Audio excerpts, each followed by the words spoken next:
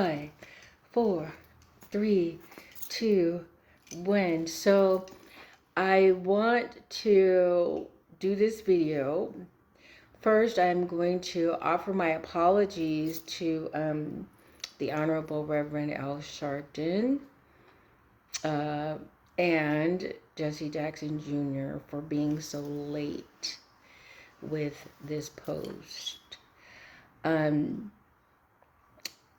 I am Hindu, and so Shivratri was Monday, and Tuesday was Rahu Graha, and then it also was Chinese New Year's, and of course I have all of the Asian connections to people in the Asian community.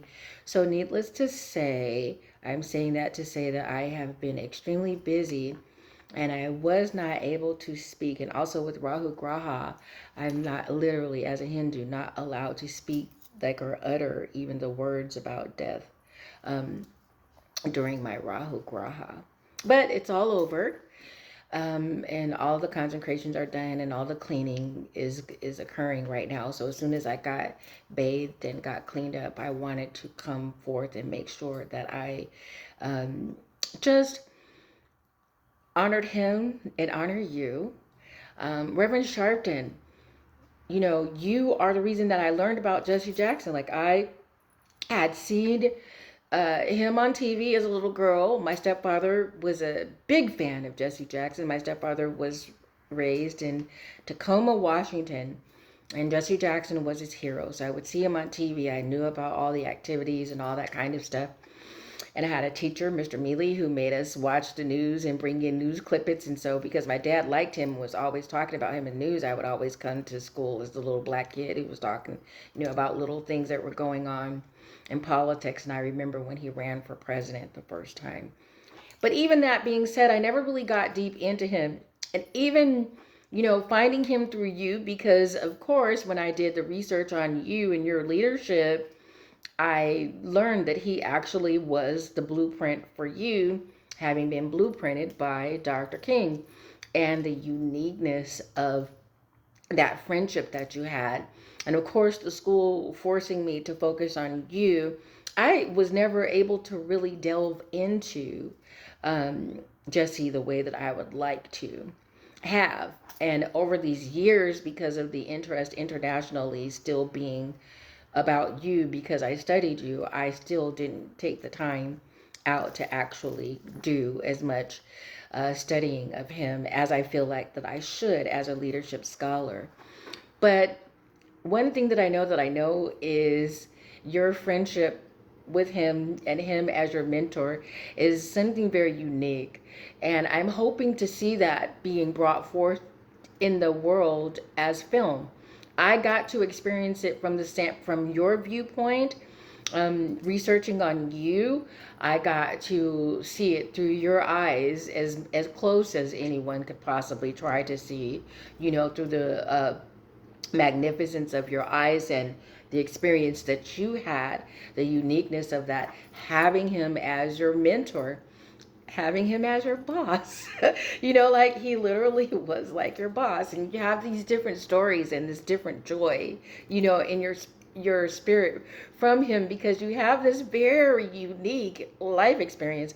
And this very unique experience with him, he was your boss while Martin Luther King was his boss. And so Martin Luther King Jr. was your boss. And then you have all these other amazing characters that are around grooming you and teaching you to be men, you know, and helping you to build character. And then the uniqueness of your situation with you being able to absorb all of that at how very young, you know, you were.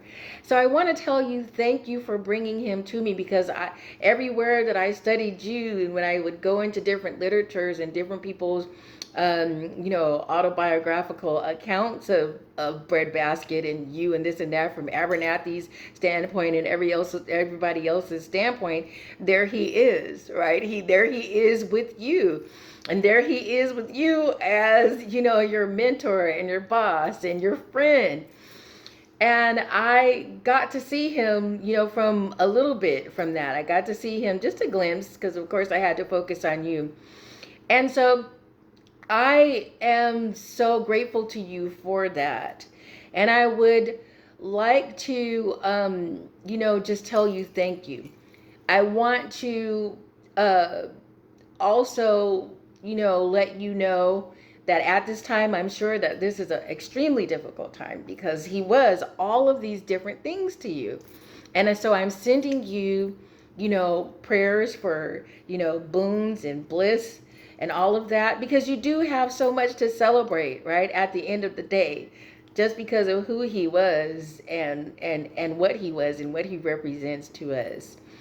And in that, he created the chip off of the old block.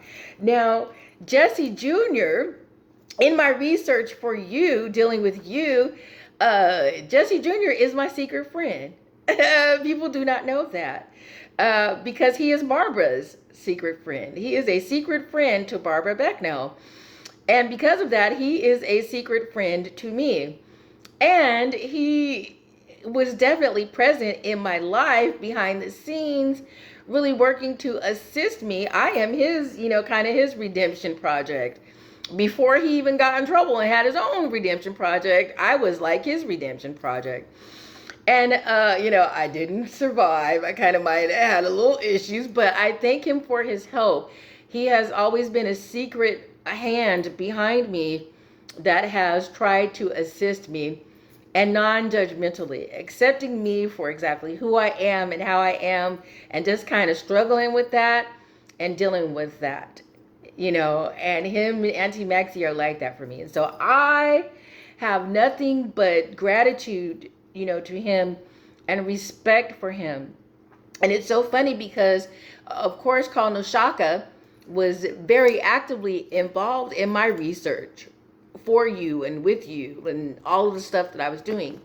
Very active in that process with the school, trying to keep me in there and trying to keep me going and trying to get people that did not want to give me the grace and did not want to see me make it, and handling the political sides of it, even with the Schwarzeneggers and the Shrivers and all of them, people that had, a bit of political opposition. So he was active. And I told him about that because Jesse was helping me as far as career-wise. He wanted me to have a career, and Jesse has done some things. I shouldn't tell it. I'll let Jesse tell, how he has really tried to help me over the years. Let him tell this story.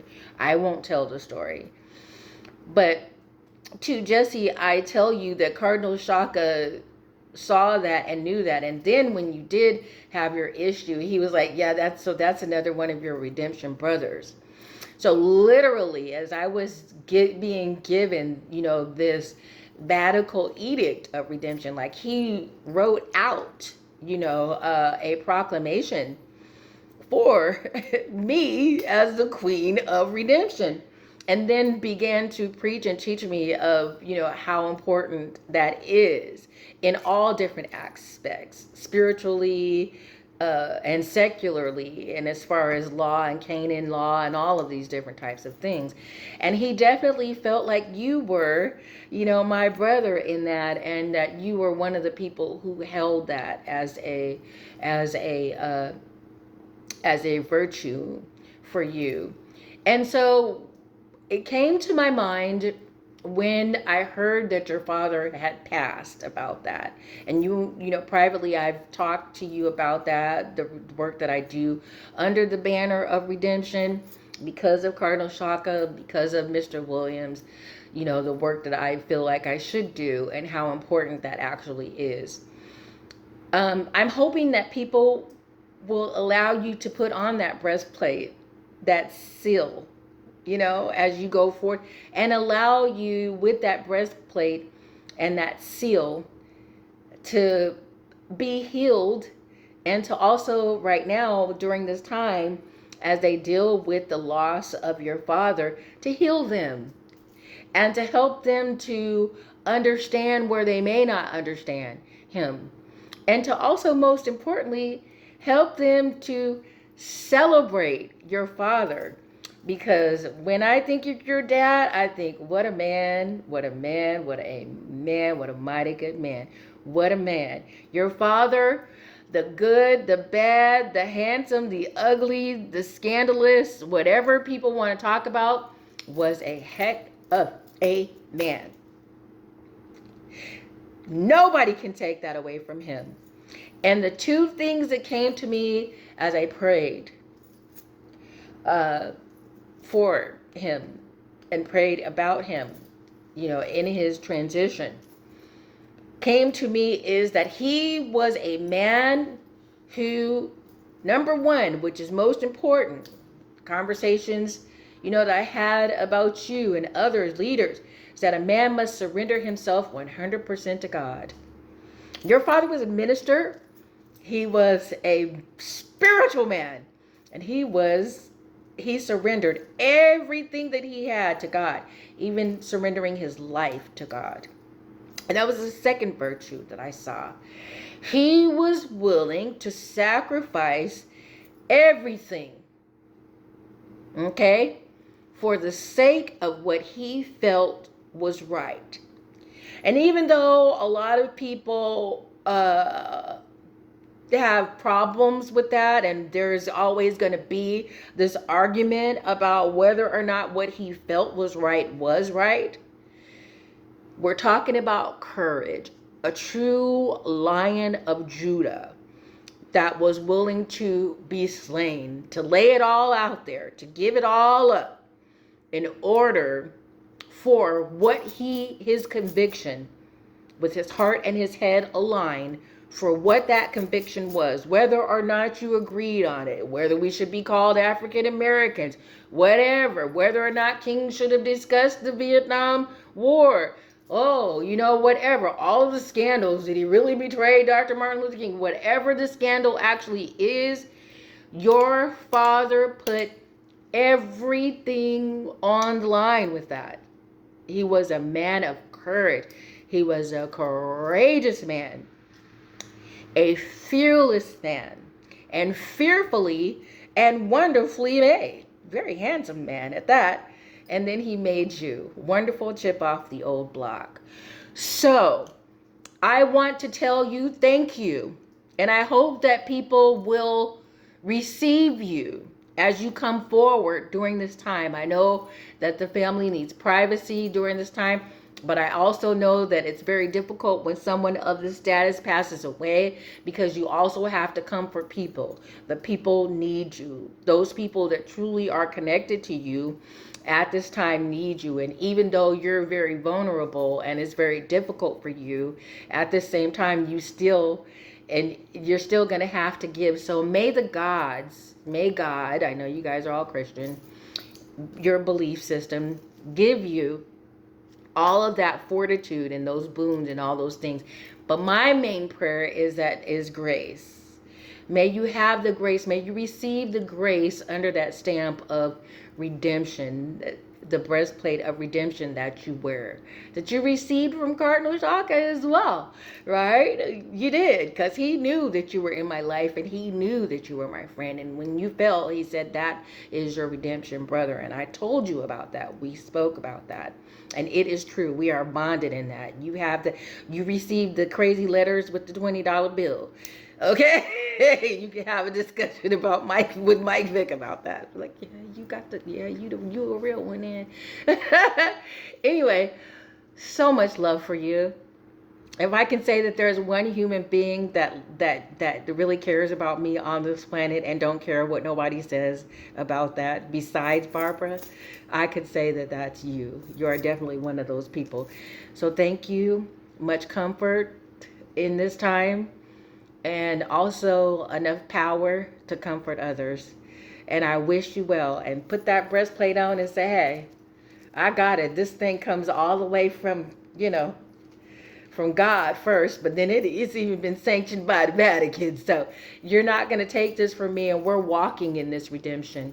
And in this time, may they allow you to do that as you move forward as the living legacy of a great man, the late Reverend Dr. Jesse Jackson.